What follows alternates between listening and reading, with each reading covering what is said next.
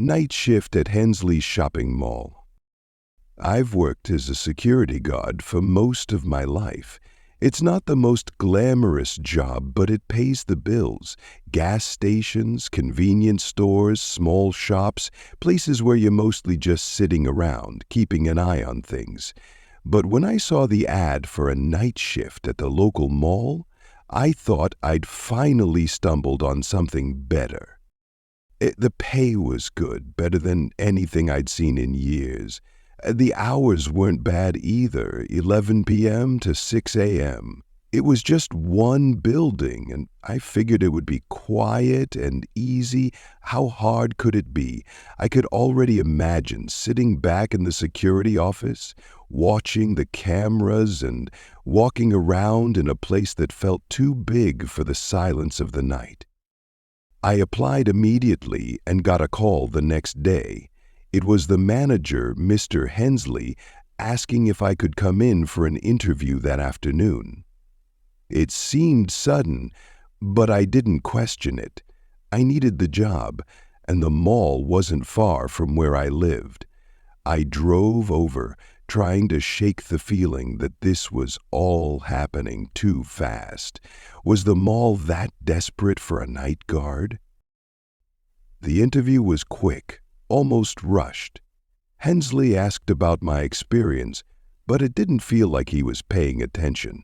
He ran through the basics, checked the cameras every 15-30 minutes, do hourly patrols, nothing out of the ordinary. By the end of it, he looked at me and asked, "Can you start tonight?" That surprised me. Most places want time for paperwork or background checks, but I wasn't about to argue. "Sure," I said, trying not to sound too eager. He looked relieved. "Great, we're understaffed," he admitted, rubbing his temples like the day had been too long. "Last few guards didn't last. I hope you'll be different." His words gave me pause. What did he mean by that? But before I could ask, he handed me a key to the office and told me to report at 11 p.m. sharp. The quicker I started, the quicker I'd get paid, I told myself. I shook his hand, left the office, and went home to get a few hours of sleep before my shift. When I arrived at the mall, it was dark and deserted. The parking lot, which during the day was packed with cars, was almost entirely empty. A few scattered vehicles sat under the dim glow of the parking lights, but the space felt too big, too quiet. It made the building look like a sleeping giant, and for a second I considered turning around and going home. Something felt wrong. I brushed it off as first-day nerves and walked up to the employee entrance. Mr. Hensley met me at the door. He didn't say much, just led me through the winding corridors to the security office, explaining the basic protocols again as we walked. The office itself was small, a cramped room at the back of the mall filled with screens displaying grainy footage from the cameras scattered around the building. "Check the cameras every 15 to 30 minutes, he reminded me. "Do your rounds, make sure nothing's out of place, the usual." He glanced at me before adding, "And keep an eye on the escalators in the play area. Things happen there sometimes." That last part made me pause. Things happen? He waved a hand dismissively. "Kids mostly, trying to sneak in or mess around after hours. You'll see." I nodded, though his tone made my skin crawl a little. He handed me a printed sheet of standard instructions, shook my hand again, and said, "Good luck. I'll see you in the morning." Once he left, I was alone. The silence of the empty mall settled over me like a heavy blanket. I took a seat in front of the monitors, flipping through the camera feeds. The escalators were still, the stores dark and empty. For a moment, I relaxed. It was just a mall. Nothing creepy about that. Just a big, empty building. After a few minutes, I felt a presence behind me. I jumped, my heart pounding. There, standing just beside me, was a janitor. He grinned, clearly amused by my reaction. "I didn't mean to scare you, buddy," he said, his voice light. "You must be the new guy." I let out a nervous laugh, trying to shake off the tension. "Yeah, that's me. I didn't know there was a janitor here at night." He shrugged. "They always keep one of us around to clean up, make sure everything's ready for the next day." His tone turned a bit more serious. "Just make sure you follow the rules." I blinked. "The rules? You mean the instructions?" He handed me a crumpled piece of paper, looking at me with an unsettling seriousness. These aren't from the manager. These are the rules you'll need if you want to make it through the night." I unfolded the paper, half expecting some kind of joke, but the list of rules it contained was anything but funny. Rules to keep you safe at night. Rule 1.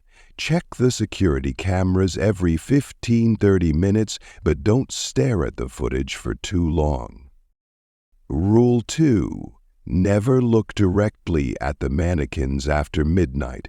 If the mannequins change positions, leave the area immediately. I stared at the list, my gut tightening with discomfort. "You're serious?" The janitor's grin had vanished. "I'm warning you. Follow the rules, or you'll end up like the last guy." I tried to laugh it off. "You mean the last guard?" He nodded, his eyes cold. "He quit after one night." "Okay." I stuffed the paper into my pocket without checking the rest of the list, chuckling nervously. "Well, I'm gonna make my first round." The janitor stepped aside, giving me a long look before saying, "Take care." I nodded and left the office, but his words stuck with me. Something about his tone, his look, it felt off, like he was genuinely afraid. But I wasn't going to let some weird list of rules mess with my head. It was just past midnight when I started my patrol. The mall was eerie at night, much more so than I expected. The dim lighting cast long, twisting shadows along the tiled floors. Every sound felt amplified, my footsteps echoing off the walls, the hum of the fluorescent lights, the distant creaks and groans of the building settling. As I made my way down one of the main hallways, I tried to focus on the task at hand. The mall wasn't huge, but it was big enough to need regular patrols. There were plenty of stores to check, some of them abandoned, some locked up, with displays peeking out from the darkness behind their glass fronts. A children's play area stood near the food court, silent and still. The colorful plastic toys looking strange and lifeless under the dim emergency lights. Farther down, I could make out the escalators, still and frozen in their usual ascent, like relics from a busier time. I was getting used to the silence when I noticed something strange in one of the clothing stores. The store door was wide open. I stopped, my flashlight sweeping over the darkened interior. I couldn't see anything out of place at first, but as I moved the beam around the store, I noticed movement in my peripheral vision, a slight shift, like something or someone was hiding in the dark. I turned my head to look directly at it, but there was nothing, just a few mannequins standing near the back, as motionless as always. I sighed and shook my head. It was nothing, just my nerves. I wasn't going to let that janitor's creepy list get into my head. Then I heard it, the faint sound of clothing rustling. My flashlight flicked back toward the mannequins, and there it was. One of them had definitely moved. It was standing a little closer now, a little more languorous in my paws. It was standing a little closer now, slightly out of position compared to the others. "Hey, Mr. Janitor," I called out, more out of frustration than anything else. This had to be some kind of prank.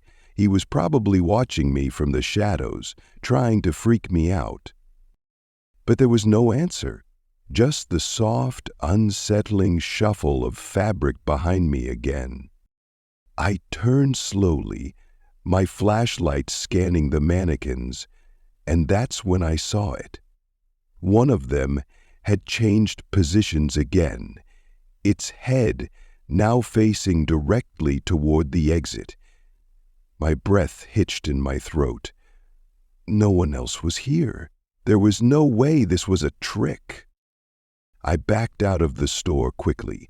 I didn't want to stay any longer than necessary. As I walked away, I kept glancing over my shoulder. And then I heard it. Footsteps. But not normal footsteps. They were heavy, rough, like wood or plastic scraping against the floor. My heart started pounding in my chest. I turned around, and there it was. The same mannequin from the store.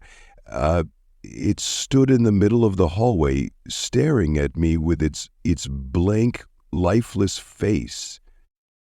The hair on the back of my neck stood up. I could feel the blood drain from my face as I watched it. Slowly, stiffly, it started to move toward me, its joints creaking and groaning with every step. Its movements were robotic, stiff, like a doll being dragged forward. I did what any sane person would do. I ran. I turned on my heel and bolted down the hallway, my footsteps echoing in the vast emptiness of the mall. I didn't care how ridiculous I looked. I just needed to get away from that thing. I rounded the corner, ducking into the hallway that led towards the restrooms. The footsteps behind me had stopped, but I didn't dare look back.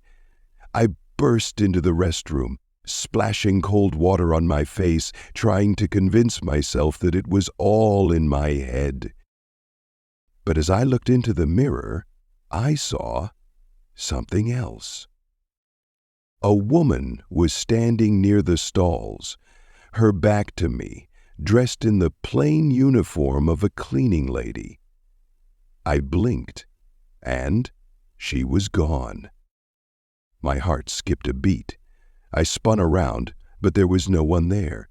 The restroom was empty. I collapsed to my knees, exhausted and terrified. What was happening? I tried to gather my thoughts, to make sense of it all, but nothing was adding up. Then I remembered the list. I pulled the crumpled paper from my pocket and unfolded it with shaking hands.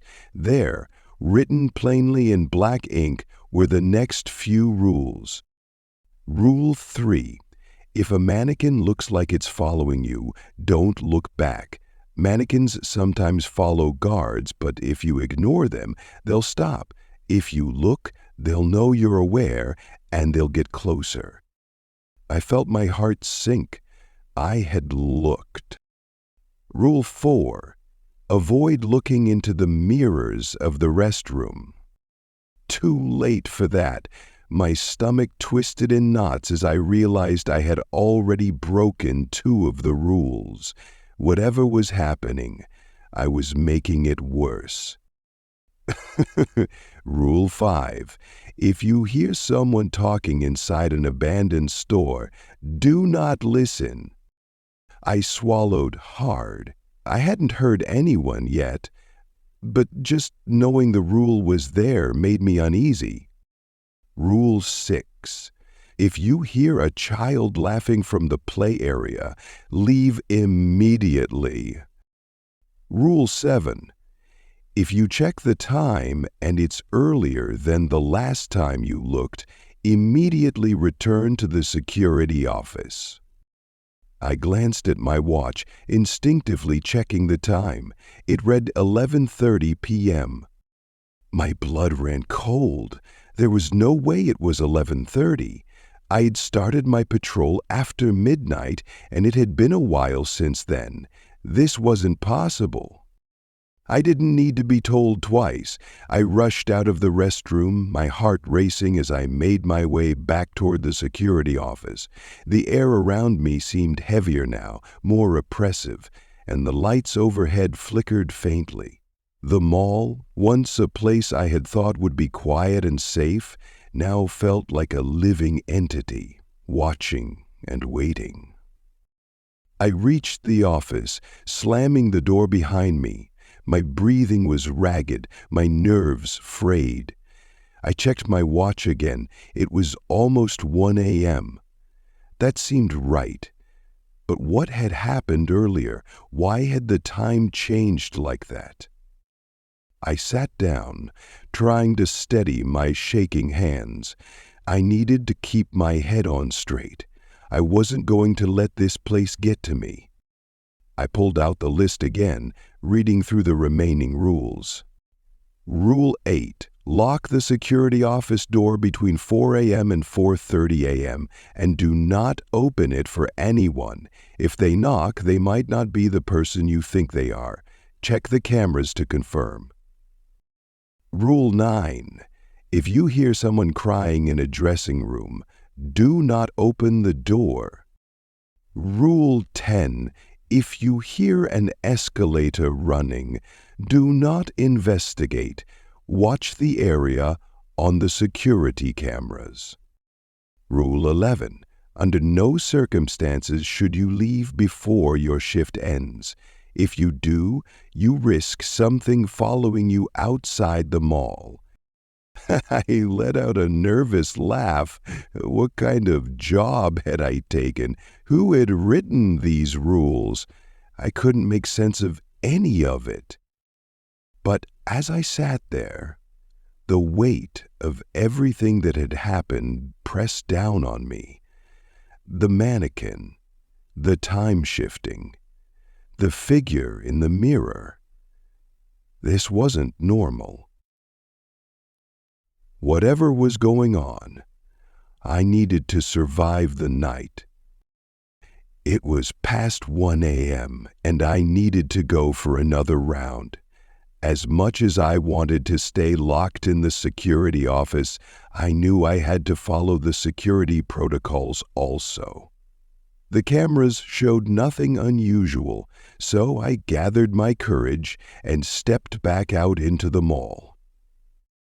As I walked cautiously through the main hallway, I started hearing something, a faint mumbling coming from an abandoned store. My blood ran cold as I remembered Rule 5. I stopped in my tracks, heart pounding in my chest. The mumbling sound coming from the abandoned store was quiet, barely audible over the faint hum of the mall's air conditioning. But it was unmistakable.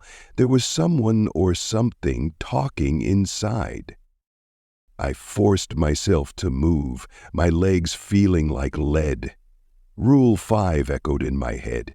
If you hear someone talking inside an abandoned store, do not listen.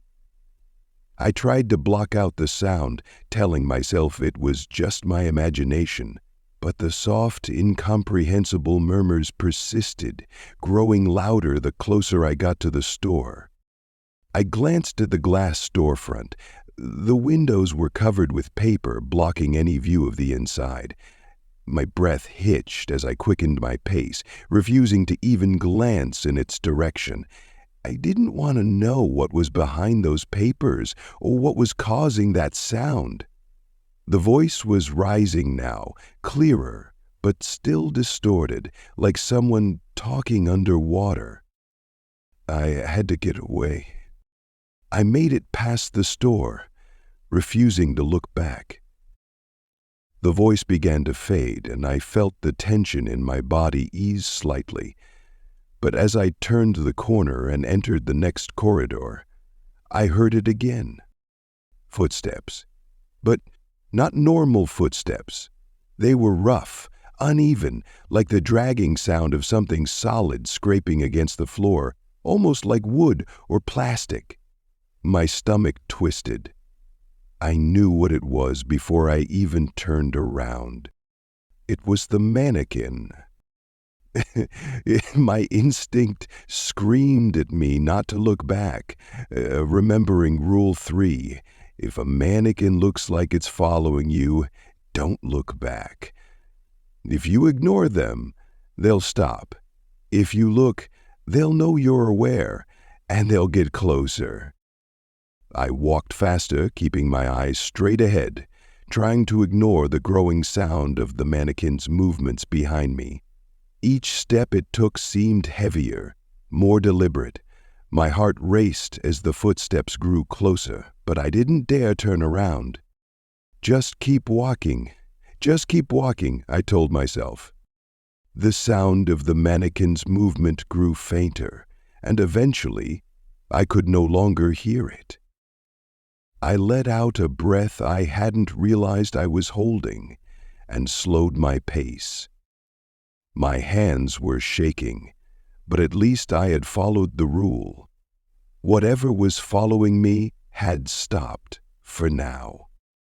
Then I heard something else, the distant hum of machinery, an escalator, running. I froze, the blood draining from my face. Rule 10. If you hear an escalator running, do not investigate. Watch the area on the security cameras.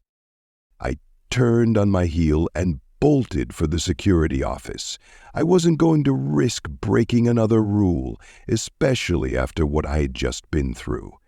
My mind raced as I rushed back down the hallway, past the now quiet abandoned store, and toward the safety of the security office. I could hear the escalator in the distance, that unmistakable, mechanical whir. But I didn't stop. I burst into the office, slammed the door behind me, and locked it. My breath came in short, ragged gasps.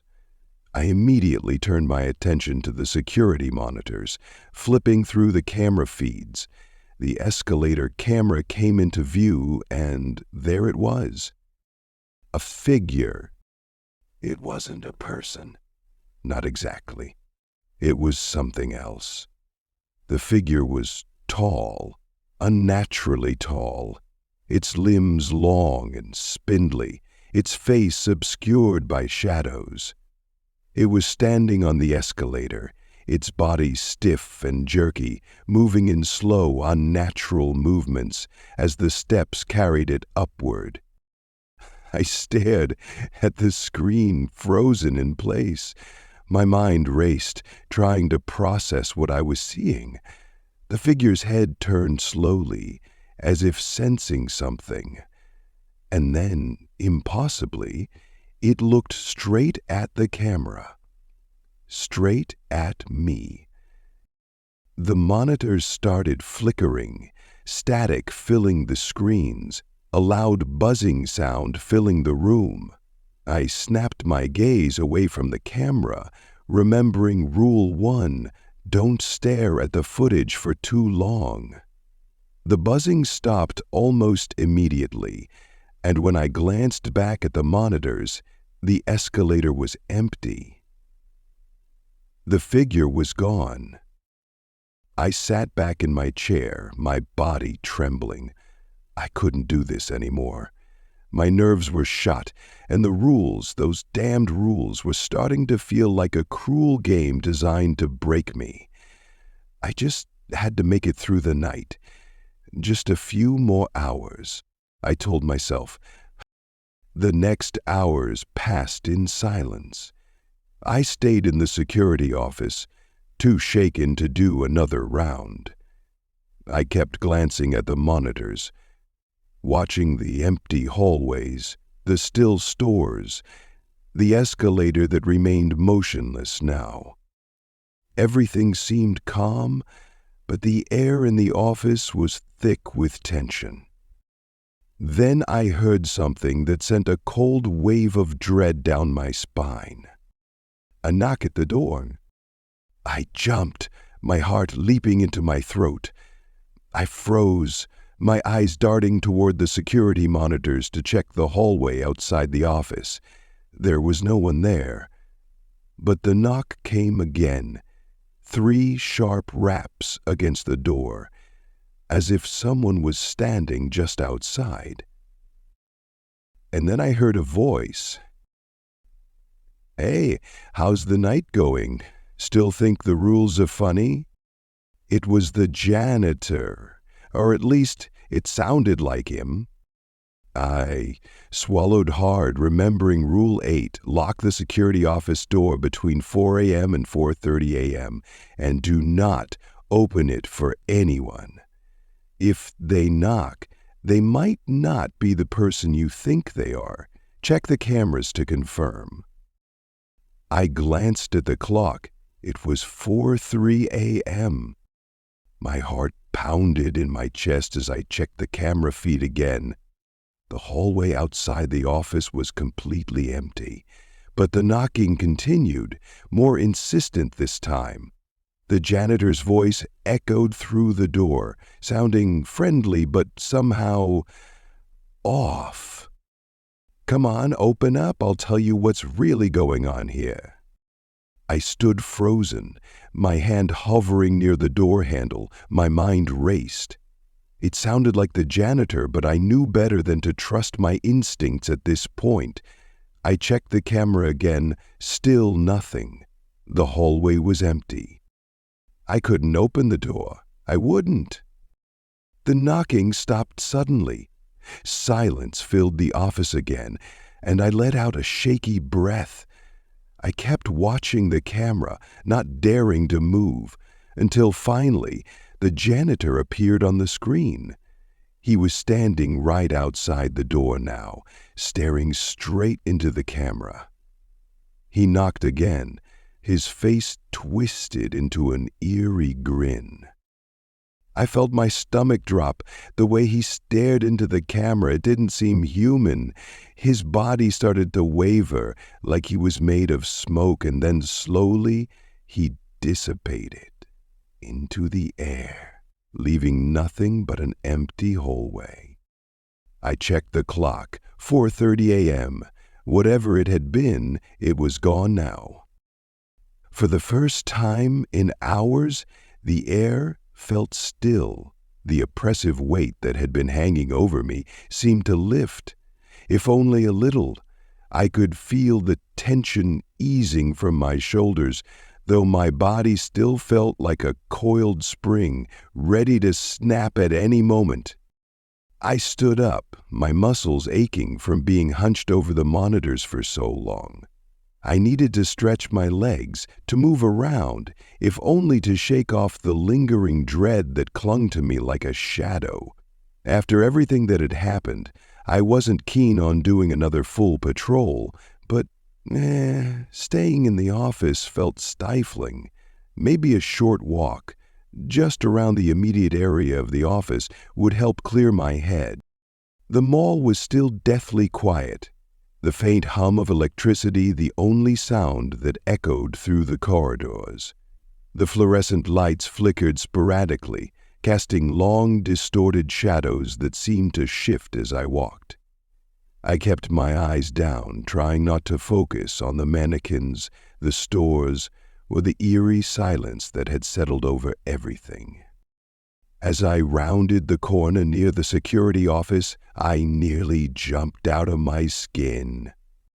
The janitor was standing there, leaning casually against the wall with that same friendly grin he'd had the first time we met. It was the real janitor this time, at least I hoped it was. He seemed more human, more tangible than the strange apparition I'd seen earlier in the night. "Rough night?" he asked, his voice light, almost teasing. I didn't know how to respond. I stood there, my mind racing as I tried to reconcile what I had seen earlier, the knocks, the figure dissolving into mist, with the man standing in front of me now. "You could say that," I muttered, trying to keep my voice steady. He tilted his head, his grin fading slightly. "You followed the rules, didn't you?" I tried," I said, my throat dry. What is this place? Why are these rules even a thing?" The janitor let out a low chuckle, but it wasn't the friendly, warm sound it had been earlier in the night. This laugh was hollow, tinged with something darker. "I told you the rules are there to keep you safe," he said, his eyes narrowing. "There's more going on here than you understand. Much more." I took a step back, my unease growing with every word he spoke. "What do you mean? What's going on in this mall?" He shrugged, the grin returning to his face. "You'll figure it out. Or maybe you won't. Either way, there's no escaping it." He started to walk away, turning down the dimly lit corridor without another word. His movements were slow, deliberate, like he wasn't in any rush to leave. I couldn't let it go. I needed to know what he was talking about. I needed answers. "Wait!" I called after him, my voice echoing down the empty hallway. "What do you mean, no escaping it? What are you trying to say?" The janitor didn't stop. He kept walking, his footsteps eerily quiet against the tiled floor. Desperation and frustration bubbled up inside me, and before I knew it, I was following him, determined to get some kind of explanation. I rounded the corner after him, but when I got there, the hallway was empty. He was gone. Again! My heart pounded in my chest as I stood there, staring down the empty corridor. There was no way he could have disappeared so quickly. He had just been there. I looked around, scanning the area for any sign of him, but the mall had fallen back into its eerie silence. And then I heard it, a soft, muffled crying. The sound was faint at first, almost too quiet to notice, but as I stood there frozen in place, it grew louder, more distinct. A woman's voice, sobbing quietly, somewhere nearby. My skin prickled with unease. I knew the rules. I had them memorized by now, and I knew exactly what this was. Rule 9. If you hear someone crying in a dressing room, do not open the door. I swallowed hard, trying to block out the sound, but the crying persisted. It seemed to be coming from one of the stores up ahead, the muffled sobs echoing faintly through the deserted hallways. Every instinct I had was telling me to walk away, to get back to the office and wait out the last hour of my shift in silence. But there was something about the crying that pulled me toward it, an almost magnetic force that made it impossible to ignore. But the crying had started again, this time right behind me.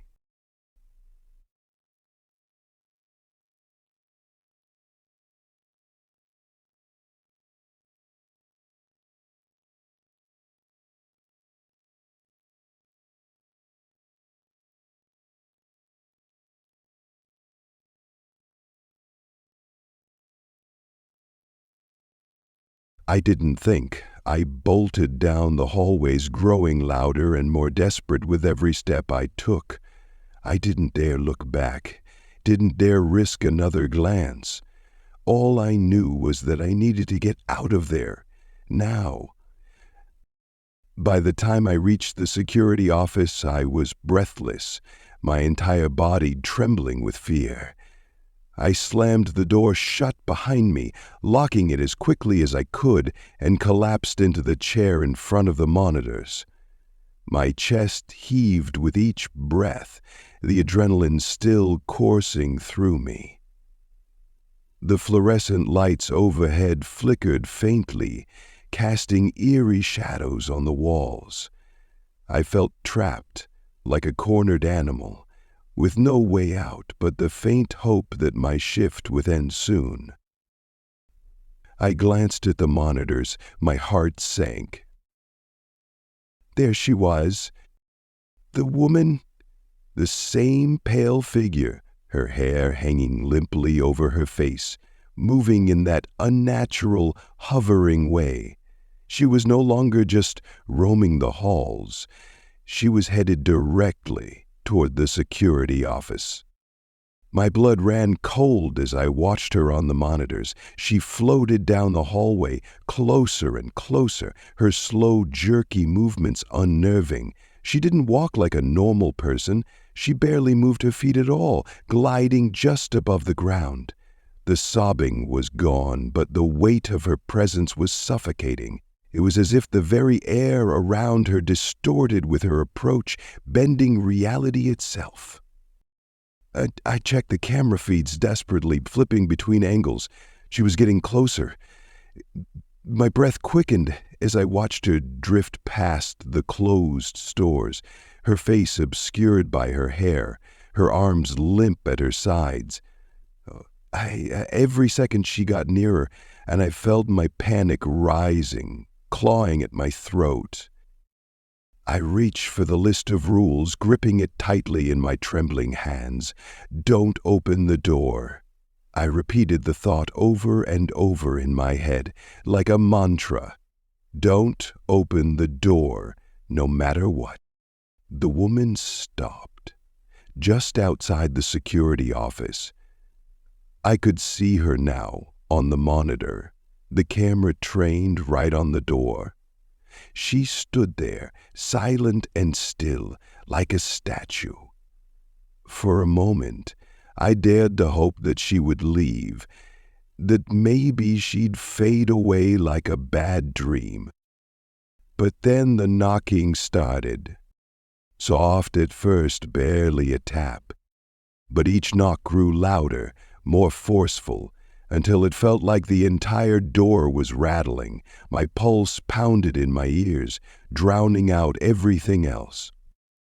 She was there, just inches away on the other side, and I could feel her presence like a cold weight pressing down on me. I checked the monitor again, praying she would vanish, but she didn't. Her body was rigid, unmoving. But the knocking continued, growing louder and more violent with each passing second. The door frame shook, as if it wouldn't hold much longer. I clamped my hands over my ears, squeezing my eyes shut, trying to block her out. This wasn't real. It couldn't be real. But the knocking only grew more intense, more insistent, like someone pounding with their fists. My heart raced, my body trembling as I stared at the door, unable to move. Then I heard it. Hey, open up, it's the manager. I froze. The voice was familiar, too familiar. It was Mr. Hensley. But something felt wrong. I checked the clock, my heart thundering in my chest. 6:01 a.m. Relief washed over me, but suspicion crept in immediately. Was it really him, or was this another trick? I checked the camera one last time. The woman was gone. No sign of the pale figure, no shadow, no presence. Everything okay in there? Mr. Hensley's voice called again, sounding closer now, more concerned. Open up, your shift's over. I hesitated, my hand hovering over the door handle. I had survived the night, hadn't I? The clock showed it was past 6 a.m., and nothing had come for me in those final moments. But the events of the night had shaken me to the core, and I wasn't ready to trust anything, anyone, without checking one last time. I glanced at the monitor one last time, double-checking the feed outside the office, and there he was, Mr. Hensley, standing just outside the door, looking exactly as he had when I first met him. No eerie figure, no distorted face, just him, the manager. With a trembling hand, I unlocked the door and opened it. Mr. Henson stood there, his expression softening as he saw the look on my face. "Rough night, huh?" he asked, his voice filled with concern. I nodded slowly, still trying to process everything. "Yeah, you could say that." He frowned, noticing the look of fear etched across my face. "You all right? You look like you've seen a ghost." I laughed bitterly under my breath. "Something like that." I didn't go into detail. I didn't tell him about the mannequin or the crying woman. It didn't seem real anymore. I was just happy the night was over, but something gnawed at me, something that I needed to know before I left this place for good. "What about the janitor?" I asked suddenly, "the one who works the night shift?" Mr. Hensley looked at me, puzzled. "What janitor?" My stomach dropped. "The one who was here all night. He gave me a list of rules to follow." Mr. Hensley shook his head, his expression turning serious. "There's no night janitor. No one works here at night except you." My mind reeled. The pieces didn't fit together. None of it made sense. I stared at Mr. Hensley, my thoughts racing. If there was no janitor, then who or what had been warning me? And the rules, where had they come from? I didn't ask any more questions. I handed him my keys, quit on the spot, and walked out of the mall without looking back. Whatever had happened there, whatever lurked in the dark corners of that place, I wasn't going to stick around to find out more. As I drove away, the weight of the night still heavy on my chest, I realized that some places are better left alone. And at all, it was one of them. I will never return to that place again. That's the end of the story. If you have hooked up till here, then hit like button and comment down your views. Also, if you haven't subscribed yet, then do support me by subscribing, so you may not miss any video in future.